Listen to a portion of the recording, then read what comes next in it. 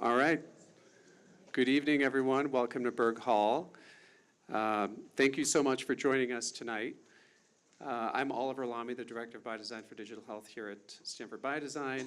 And for those of you who may not know our Innovators Workbench series, how it works, this is where we bring together Stanford Biodesign community and the broader Stanford communities to learn from careers of some of the most compelling innovators of our time. And tonight's no exception. We're at a pivotal moment in healthcare, as everyone's aware. AI is transforming how we diagnose disease, how we treat patients, how we run our hospitals, and how we conduct research. And understanding where this technology is headed and who is shaping it, Joëlle, matters deeply to those of us working at the intersection of medicine and innovation. And that's why I'm so excited to welcome Joëlle Barral. Hope I did that well in French. Back to Stanford. Joëlle is the Senior Director of Research and Engineering at Google DeepMind of AlphaFold fame, which I'm sure you've all heard of, where she leads the healthcare efforts and a global team working on frontier AI models. Her journey makes tonight especially meaningful as she was sitting kind of in the front row here, but between 2010 and 2011 as a Biodesign Innovation Fellow.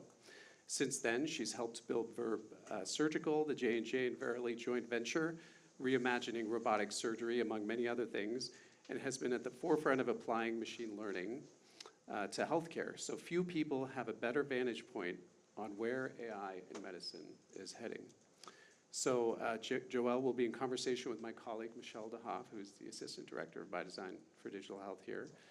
And I encourage you all to think critically about the topics they discuss, as there will be time for Q&A towards the end, so bring your questions. And before we begin, we'd like to thank our sponsor, Wilson Sonsini, for their generous support of this series. Also, please take a moment to turn off your phones, or silence your phones. And that's it. So Michelle, over to you. Welcome, Joëlle. Thank you, everyone, for being here. I'm just super excited to get the chance to talk to you. I've had a number of pre-discussions with you, and I think you are all in for a real treat to hear about your story, your personal story, your journey, as well as all of the incredible things that Google is doing to impact healthcare. So thank you so much for being here. Okay. According to Fortune, the global health AI market was valued at almost $40 billion last year. $40 billion. The market's projected to grow this year to $56 billion, and my favorite number, 2034, to over $1 trillion. This is just AI for healthcare. So this is big business. As a player in this space, we're going to want to hear all your thoughts about AI. And we're going to talk about ethical questions as well. And we're going to hear about how Google is playing, what Google is doing. But before that, we have so many students here and so many people here interested in your career. I'd love to talk a little bit about how you ended up in the center of it all, really. Okay, so tell us a little bit about your journey. You grew up in France. And got educated in France, but then you came here to Stanford and started to work and joined our fellowship, and now you're at Google. So tell us about that journey and how you ended up here. Yeah, happy to, but first, it's really a pleasure being here, so thank you so much for having me, and thanks, Josh, for the invitation. I recognize many faces in the room, so it's also quite impressive to be on that side and no longer somewhere hidden in the audience. And I'll try to do justice to everything you just said. So maybe to start with the journey, as you mentioned, right? I grew up in France. I went to École Polytechnique, which is what you do when you're good in math in France. So I didn't have to think too much up until then. And then after that, I decided to go to Stanford. I really wanted to go somewhere, I think in the States, and I really wanted to continue doing a lot of work in the sciences, in physics in particular. And of a handful of places where I was admitted to, my boyfriend at the time was only admitted at Stanford, but with a fellowship, so we ended up here. And I did my PhD with Dwight Nishimura, who is sitting in the back so nicely, for a couple of years looking into higher resolution magnetic resonance imaging. It was a very technical lab, and I really wanted to stay on the technical side in signal processing, computer vision, image reconstruction. But that's when I started working with physicians. And we had a couple of people in the lab, including Ross, who is somewhere in the back as well, and Bill Overall, who had gone through the Biodesign Fellowship. And I really didn't want to think too much about what I would do after my PhD, and staying with Biodesign was a great way to spend another year at Stanford. It wasn't the only reason why I chose the fellowship, but you had to apply early, so I applied because so many people said it was an amazing program, and then when I got in, of course, I had to do it. So that's partially what took me here. I also had written, and maybe I shouldn't say that with Dwight in the room, but I had co-written some grants about skin imaging and larynx imaging, and I found it quite hard actually to believe that this would eventually make its way to patients. It was very cool technically, but the path to impact seemed tricky, and that's exactly what the fellowship was posed to help me understand. So that's how I ended up in the program. After the program, maybe I delayed even further, going too far from what I had done in my PhD, because Bill Overall, who was also, as I was saying, in the program, had started a company that I ended up joining as a first employee called Heart Vista, where I did more MRI for a couple of years. And then joined Google when Google started looking into healthcare. Many of you here seem pretty young, so you may not remember, but I flew in today. First time I flew in with the same flight was 21 years ago, or 20 years plus 6 months or something. And when I flew in, no cell phones, no Uber, none of that. So it was quite a different time. And over a couple of years, our lives had completely changed with tech. And so I was in healthcare, but really wondering what would happen when companies like Google would start looking into healthcare. And that's what they did roughly at the time when I joined. Wonderful, wonderful. Things have changed really dramatically, actually, in that time. I mean, you talk about having cell phones, having all this technology. Things have also been kind of centered now around software. And you started kind of in the device space, and you made this pivot. For those of us who are kind of in the career of wanting to look at, okay, what do our careers look like? What was it like making that pivot? And how did you use your experience in the Biodesign Fellowship to help you do that? Yeah, so I would say actually it was maybe the other way around, meaning I came from math and physics. So I really came from the signal processing side of things. Moody. Nicer.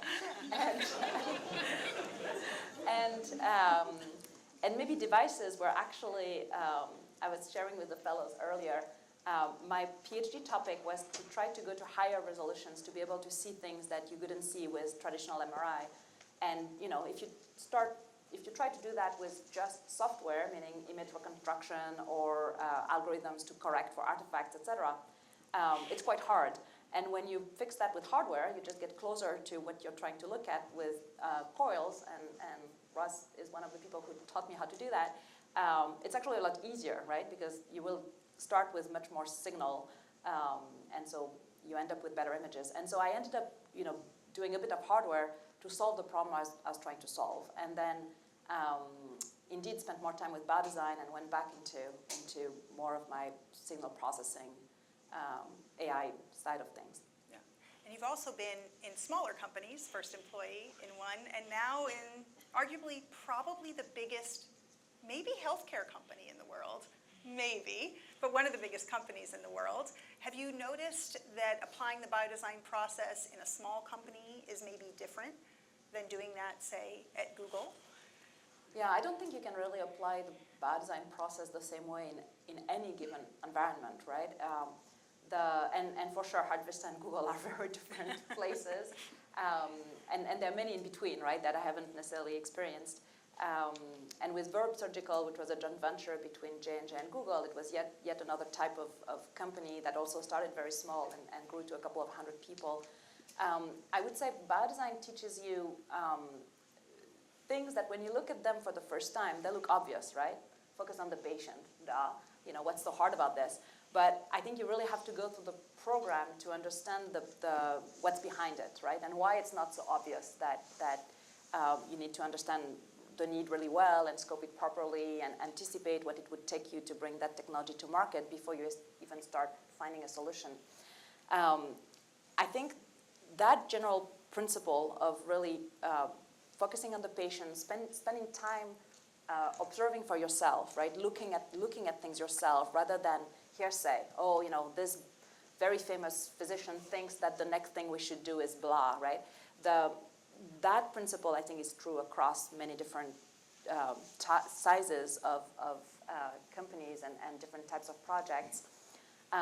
One thing, though, and Josh, you might recall this, I brought you a team of people from Google very early on through the Biodesign Exec Education Program. Of course, at Google, we do the exact opposite, right? We have technologies, and we try to find ways to make them useful. And that was true in the early days with a project we did on diabetic retinopathy, which is leveraging AI, you know, to do computer-aided diagnosis. We had the technology, right, and we were trying to find where and how it could be helpful. So Josh tried to help, you know, everyone think a little bit differently about those things. Lots of doubts on both sides, I feel, at the time. And even today, you could say, well, we have generative AI. This is this big hammer. Are we really trying to find a bunch of nails where we can leverage this hammer? And so not everything, you know, applies, but I do think there is a kind of a common framework, and going back to the basis of really understanding who you're serving, not at a superficial level, but really in the details of, yes, but, you know, patients with that disease, which stage of the disease, what age of the patient, which, you know, specific segment of the market are you looking at, and if you do this, then what? You know, if you bring a diagnosis to patients, then how is that going to help them really get cured? Some of those things are principles that have really helped me throughout my career. Yeah. And maybe another thing I mentioned to the fellows earlier that I think is very true. During biodesign, I mean, you're here at Stanford. You have the best minds on so many different topics. I remember thinking when I was a student that if I had a question, the answer was within a 5 miles radius from here. You know, I don't think with generative AI now, you know, the answer is right there, but it wasn't the case, right? Like in many places in the world, you had no answers, right? And you didn't have experts all around you. When you do biodesign, you learn usually you're an expert in something. You know, you came to the program because you're good at one thing that you know well, but you also learn to scope a particular clinical need and then question the experts, doubt somehow what they're telling you. But you learn how to do it in a respectful way so that they understand why you're asking those questions. They're usually not mad at you, and you can then work with them and challenge the status quo and move forward. And that ability to come in fields that you do not necessarily know extremely well, where you have a bunch of experts, and learn how to ask the right questions and feel empowered to be part of finding solutions, that's also something that I think translates across many different roles and many different sizes of companies or projects. Yeah, certainly a skill that's like critical in this world of AI, where there's so many opportunities to really attack problems in ways that are entirely new. Okay, so before we kind of move on into deeper questions about AI, I'd love to know, is there anything in your early career that you worried about that turned out really not to matter?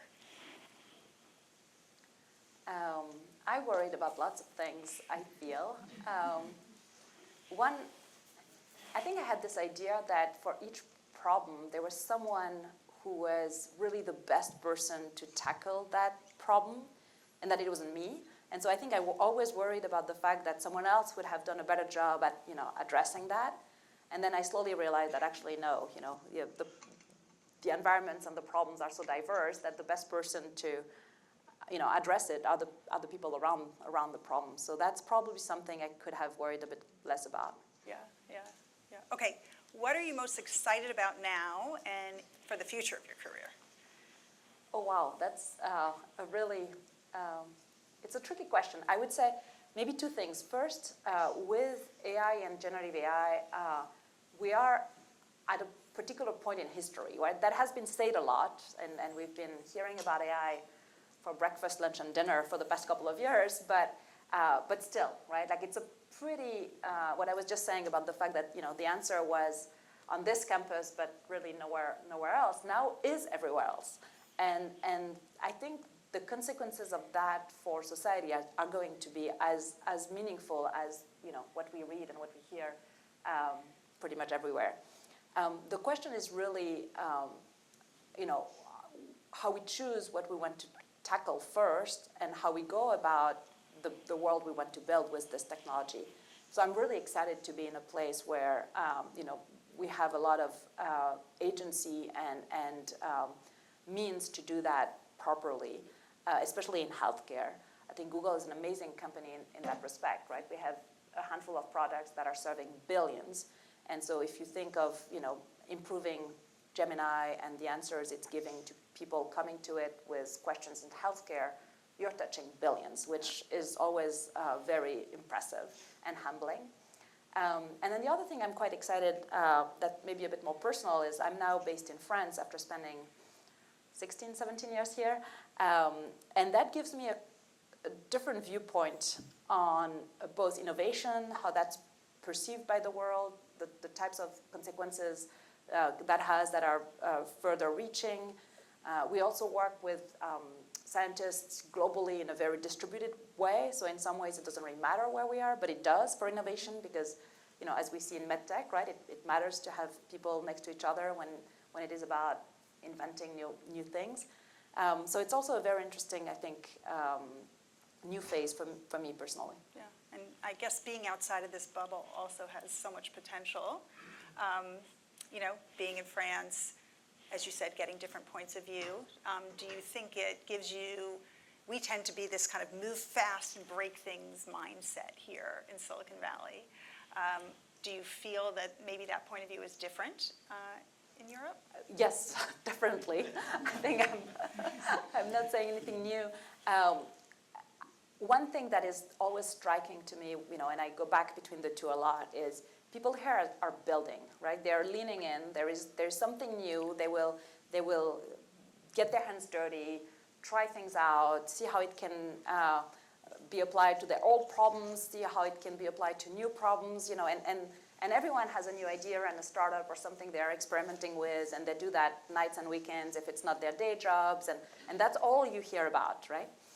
I think Europe brings also people that are building, but also a lot of people who are talking, and there's a lot more talking about everything, which can be good because I think, again, it's a pretty meaningful and consequential technology that, a new technology that we are all facing. But sometimes that also creates a lot of noise, and that hinders the people that are building. So I'm really hoping we can do a bit more building in Europe, and I don't know if we should do a bit more talking here, but I think both have to learn from each other. Probably. Okay, what ways do you think healthcare workflows will be impacted by AI? We've seen kind of ambient scribe. We've seen it really kind of penetrate in imaging, and I think the data shows now 79% of healthcare organizations are using AI technology, probably for those areas. Where do you think it's going next? Oh, in healthcare, it's everywhere, right? The people sometimes express how historically you would face new technology and put your hands on new technology in the workplace, and then eventually those things would make their way home. That was the case for the computer, for example, right? Some people had access to computers in their work environments, and way before people could have computers at home.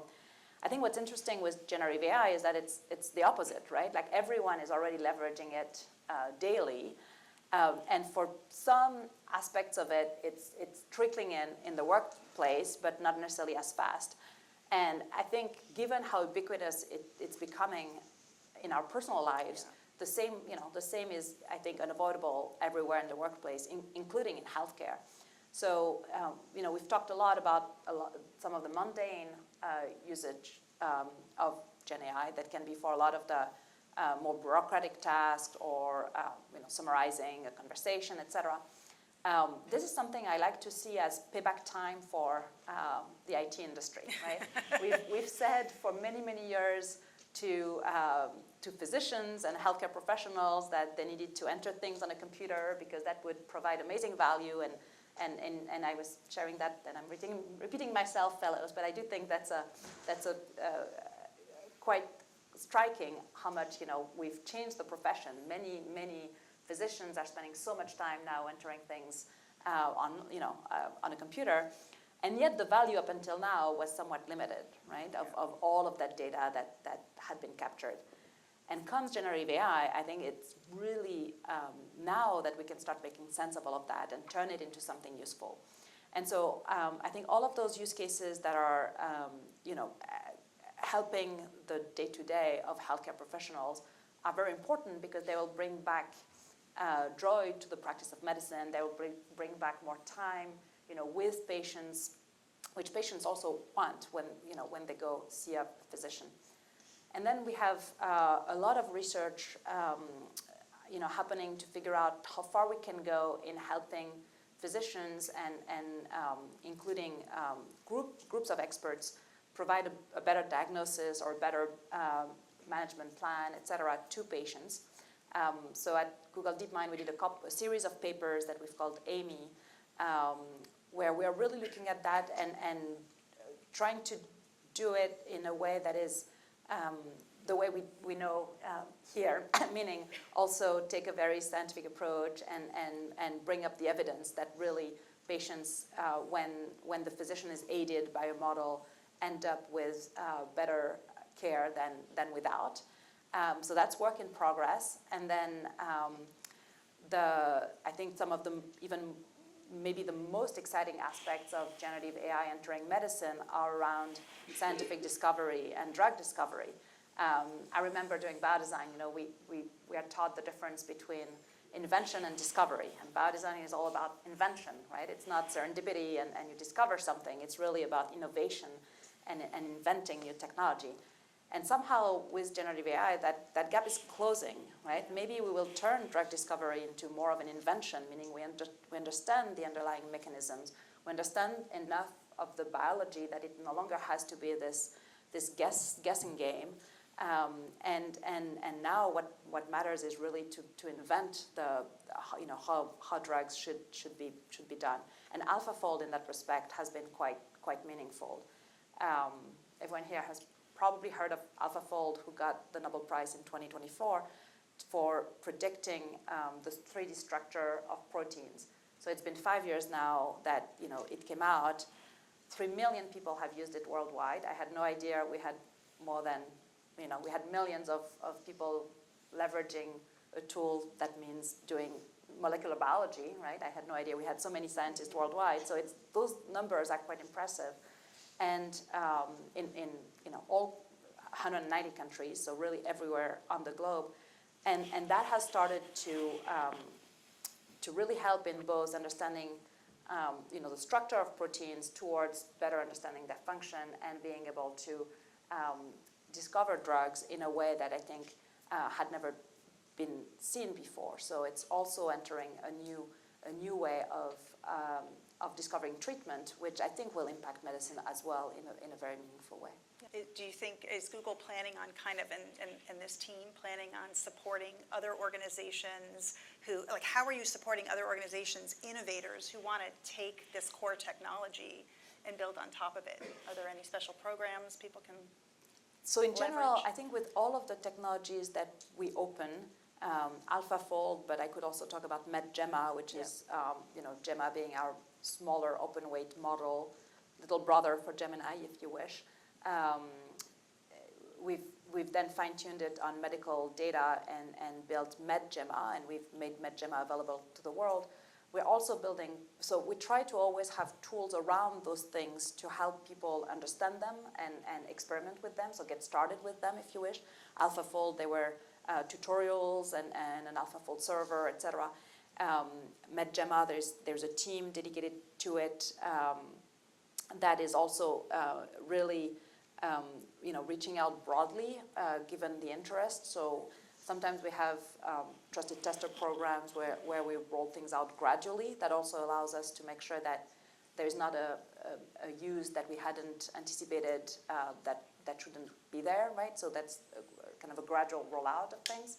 And then with MedGemma, it's not meant to be an end product. So it's very important that it's just a building block, and if people want to build on top, they have to be the ones doing that. But we try to provide sometimes funding to the proper organization to enable those places that bring together the physicians and the technology. So for example, we just launched last week in Paris an incubator called Impulse that is precisely dedicated to having developers meet physicians that would want to build, based on Gemma or on other technologies, chatbots for very specific use cases, because they really see a need for a particular type of patients or a particular journey to build something, but they don't have the engineering resources to do that. So we need really those places that are bringing various stakeholders together. Yeah, absolutely. For those of you who aren't caught up, there were two movies out, AlphaGo and The Thinking Game, both free and available on YouTube, and they kind of explain all of this technology from DeepMind. They're riveting movies, actually, short, free now on YouTube, and worth watching to kind of catch up on this conversation. What else? What else is coming out of Google DeepMind in the world of healthcare that has more practical application that you want to share? That you can share? No, I think there's a lot. I think one thing maybe I could talk a little bit more about is, I mentioned drug discovery, but I think within the sciences, there's a lot more than just that. Yeah. So we published a paper called The Co-Scientist about a year ago, and that is showing how leveraging not just Gemini, but really agents and models that have more complex architectures, you can help scientists do their daily work. And there are a few different versions of that. There is another model that is helping scientists, but with the ability to run code, so generate and run code for particular specific computational tasks. Mm-hmm. And I think what all of those things are starting to show is that models are becoming almost a research assistant or a lab assistant, like an extra member of your team to do literature reviews, but also to brainstorm with you and generate hypotheses. I think the big question we had at the beginning was, well, are those completely random? And actually it's taking me on paths that are just a waste of time, or they're random and given one of them will be proper once in a while. Right. It's not more interesting than that, or are they actually accelerating research? And I think we're starting to see the first signs of life that this is not just random, that actually by bridging fields, by really mining the literature, by the ability to think, even if I don't like the anthropomorphism of that, those models are generating hypotheses and helping design experiments that could have taken sometimes years. Yes. To teams of experts to come up with. And so we had a couple of examples where we then worked with external labs to do the experiments, to the wet lab experiments, to demonstrate that the path on which the models had taken us was actually valid and was accelerating the science.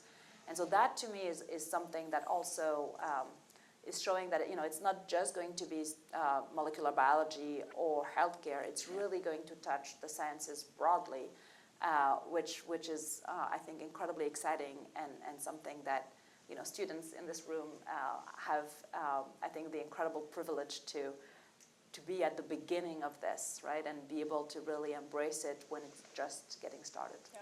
And academic settings really need to kind of come along with it. I mean, we talk a lot about in computer science department, we're still teaching CS students to kind of write code in a certain way, and that's transitioning, but it's taking time. Same with scientists, same with bench scientists. They're going to have to learn a whole new set of skills, right, to be able to leverage AI in a way that accelerates them in the ways you've talked about. So it's pretty amazing, pretty exciting.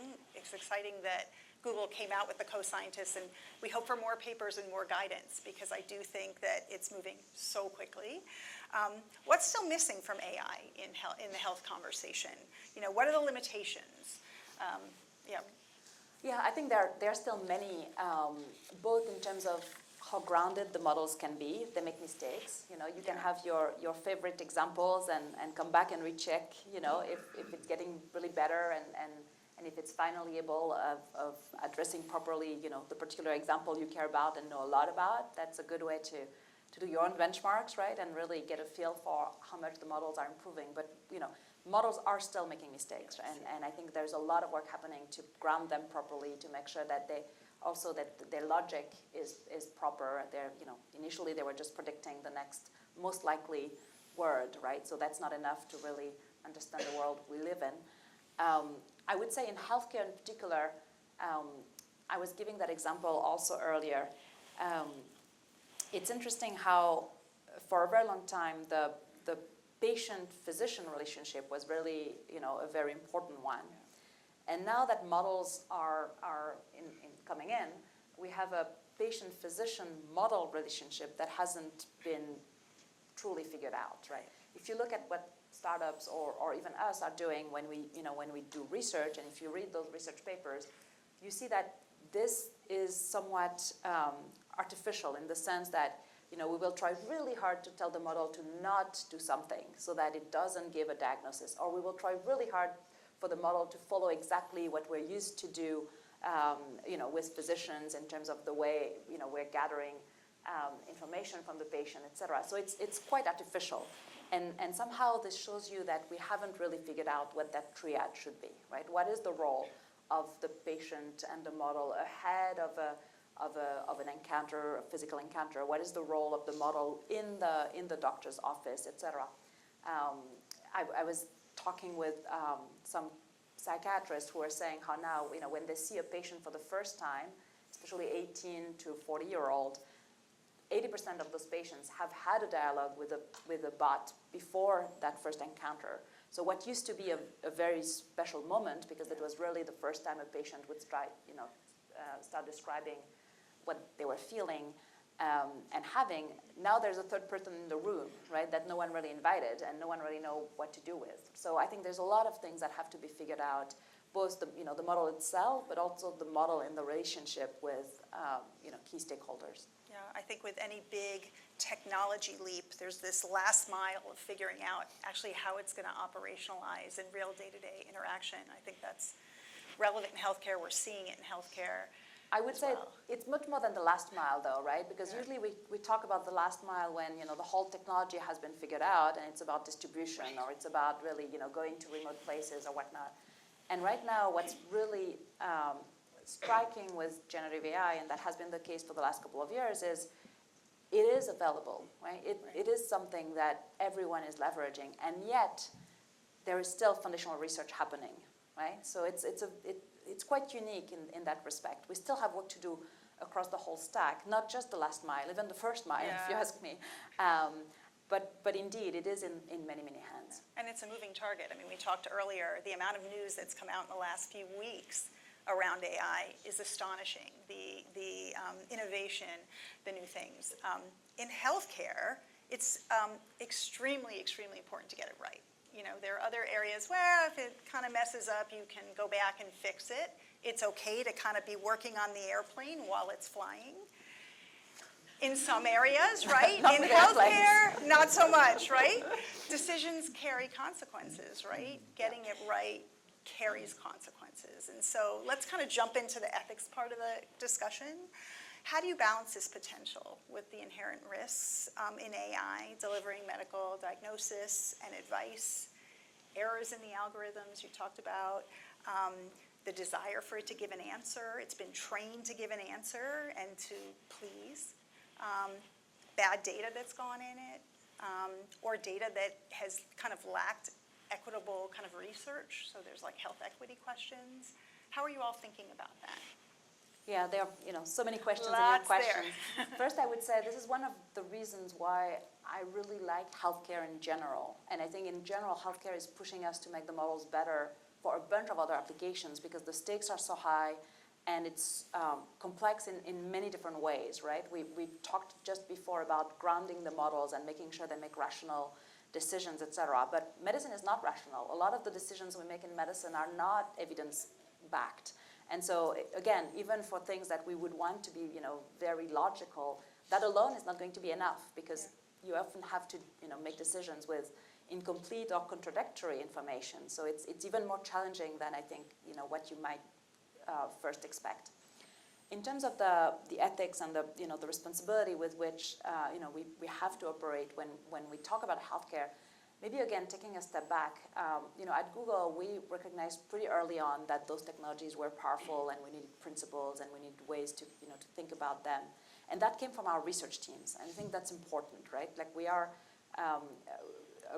research. Is in our DNA in the way even search was started, right? It started with a published paper by Larry and Sergey a couple of 25 plus years ago. And so research has always been at the core of what we do, and the Gen AI revolution started from our research teams. And I think that's very important because research on all of those ethics questions started at the same time, right? And so that really also helped us. Demis invested a lot, even 10 years ago, in hiring philosophers, hiring people that would question, what we were doing as we were doing it. I think when it comes to healthcare, you ask in particular, I think, two different questions. One about all of the biases and making sure that the models benefit everyone, everywhere, and one about the fact that they can please or they can, be trying too hard to answer. So on the first one. This is something we know very well in medical devices, I would say, right? Because there's evident, lots of literature that has shown that, biases are everywhere, that a lot of devices have been only tested on certain parts of the population, and that even for a given device, physicians might prescribe something more expensive only to certain people and not other, et cetera. So we know all of that, right? Which means we shouldn't repeat the same mistakes. I think it's okay to make new ones, but at least let's try to really learn from all of that experience we've had in healthcare to bake it from the beginning. And we're doing it in a few different ways. The first is our models are inherently as biased as the web. So they are very biased if we don't do anything. They will have seen more data about certain types of patients, and they will replicate a lot of the biases that are in the data that they've seen. So we need to be proactive and look specifically for that and test specifically for that. And it's never perfect, right? So it's also an iterative process. But I think starting by, measuring what matters, and then, we will fix accordingly when things are not where they should be, is very important. We also have teams, global teams, and I think that's one of our strengths, including healthcare teams and physicians. And they are the first ones to surface the fact that for a given population or a given language, the model is not doing what it should be. If you take India, for example, the models are, people interact with the models very often by voice because it takes too long to type in a particular with a particular alphabet, etc. So voice is really the first language. So it's also very important, the first modality. So it's important for our models to understand properly, and then to also be contextually grounded. And it's again an iterative process. Like there are things that initially were blatantly wrong, and that we're really trying to improve with time. The same goes with translate. Many physicians with some of the translation tools will complain that it doesn't really work for healthcare because the vocabulary is so specific that it makes mistakes that may sound innocuous, but especially when something might carry stigma, missing one word for another can have very big consequences. A patient may not even seek care if they think that something might happen to them if they disclose, their symptoms. And so, again, having all of that awareness, not just of the language, but also of the cultural context, to make sure that the information that is provided will mean that people will seek appropriate care is very important. And then the first part of your question was really about models trying to please too much, or answer when they shouldn't, or not answer when they should. And that's also something that is not easy to get right. And that we've done, again, working very closely with our clinical team. And we have teams of clinicians, of different types of clinicians, and we also work with external experts when needed. And that's absolutely key for getting things right in healthcare. Because a lot of the things that, if you look at them just from a tech perspective, might sound obvious, are really obvious in healthcare. Mental health being a great example, right? Like, it might sound obvious that if someone seems to be in distress, oh, you should tell them to go see a psychiatrist. Well, maybe that's exactly what you shouldn't tell them, because that will trigger something else. So I think, never thinking that there's an obvious answer, and always, working with the experts to really see what might be the best answer to give in that particular context. And I should also restate here that, our big model, so Gemini, is not a medical device, right? So there are really things we can and cannot do with it. And so we've been also very careful to work with regulatory experts and others to make sure that, we stayed where we should. Okay, so now being in the center and working in Gemini, how would you advise the chief medical officer, the CTO at Stanford Hospital or at hospitals around the world to use Gemini? What would you tell them they should think about? It's such a good question. I think the first thing I would tell them is to make sure that they define that specifically, and they define how they want to test it, right? Like, I think there's work to be done by each institution at all levels, almost at the, at the individual level, at the department level, at the hospital level, as to, what are your expectations for that model, for those particular use cases, even in a way that's agnostic to a particular model at a particular time, because the models are constantly changing, hopefully getting better, but I think it's very important to have a way to check that for yourself. And then I would say it's so important to get, it's like in all industries, it's so important to get people to want it, that it's important to work with the people that are going to use it, right? To not have it imposed from the outside. So, be it for nurses or for physicians or even with patients, et cetera, bringing the stakeholders, I think, is really key. And experimenting with it, right? Having sandboxes or places that are somewhat safe and well-defined in terms of how the technology is going to be used, because we don't know ahead of time, which use cases are going to be the most meaningful, except for, things that have been shown to work really well, and then they should just adopt it like they adopt any other technology. But I think there's really this middle where, it could be used for so many different things that without experimenting, it's going to be really hard to know what will work. And then, so you need that sandbox before things can be scaled and more widely adopted. Google's known for betas. Has anyone been in a Google beta program? For a very long time. I've been in very, very many for a very, very long time. How do you kind of determine when something that's in research should actually go out into the market and go beyond beta to being used, especially in the healthcare realm where so much is at stake? Yeah, so that goes back a little bit to what we were saying about, not just the last mile, but kind of the whole stack is still being worked on, and things are yet already in the hands of people.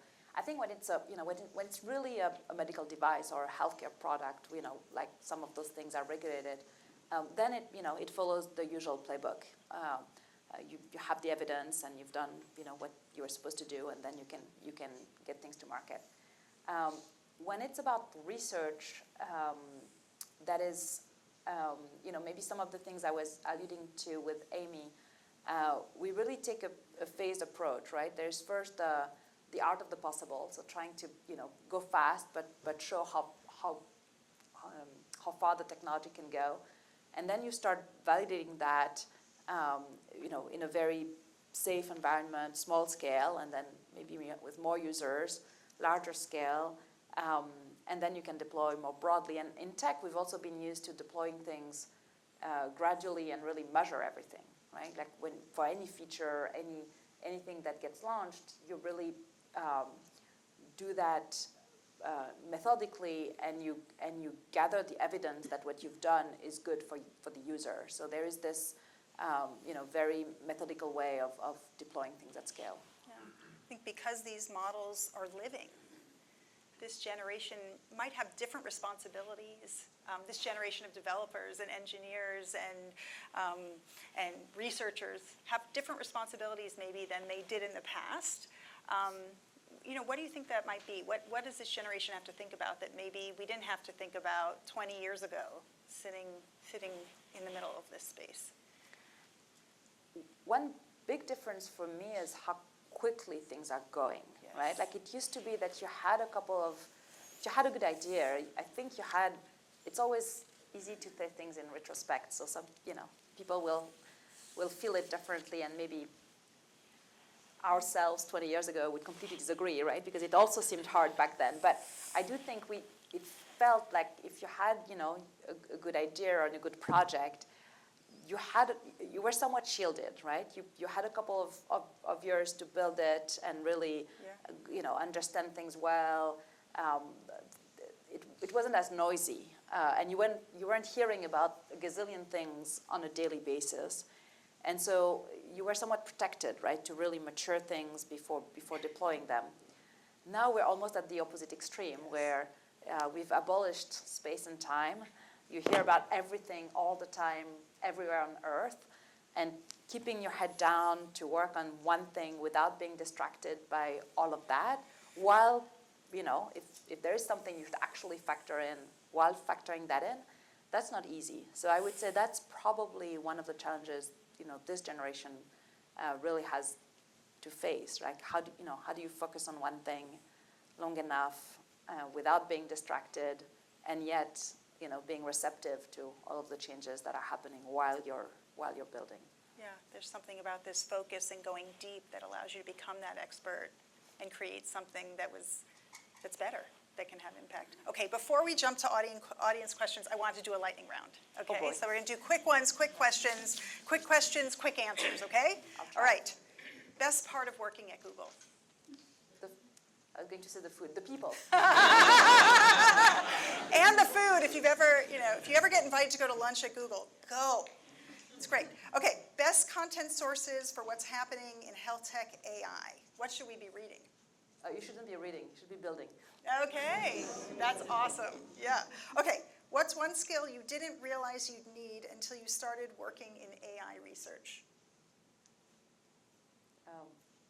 It's a hard one, I don't know. Saying no is a big part of what I should be better at today, but I don't know if it answers your question. No, it does. I think that's important for everything. Okay, what's a question AI should not be asked to answer in healthcare, at least for now? I think it should be asked everything, but we should be careful with what we do with the answer. Yeah. Okay. What's a trade-off in AI for health that doesn't get discussed enough?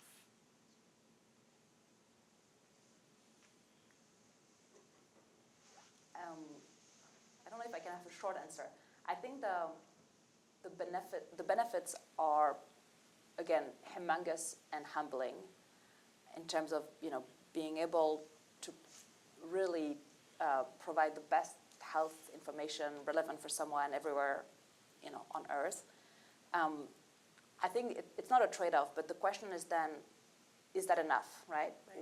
How do you make sure that then people will actually receive care? It's not just about information. So translating knowledge and information into actually making people healthier, I think that is really the crux of it. Yeah. Translating it to scaled outcomes is yeah. So maybe this is the one word you would hope describes AI in healthcare 10 years from now. Done. Okay, and finally, for our students and our dreamers in the room, are you hiring? Yes, we are hiring.